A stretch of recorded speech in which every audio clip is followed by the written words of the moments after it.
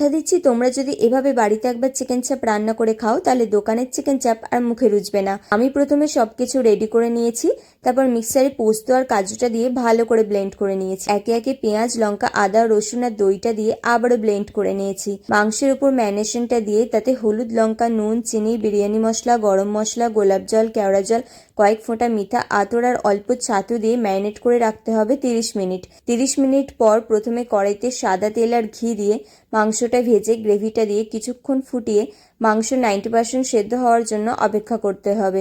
আমিও এই বসে বসে অপেক্ষা করছি যে কখন 90% সেদ্ধ হবে। 90% সেদ্ধ হওয়ার পরে দুধে ভেজানো স্যাফরন দিয়ে রান্নাটা শেষ করো। কথা দিতে পারি এরকম চিকেন চাপ তোমরা আগে কখনো খাওনি।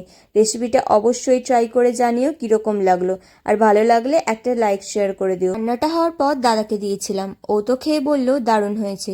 তো আজকের মতো টাটা, দেখা হবে অন্য একটি ভিডিওতে।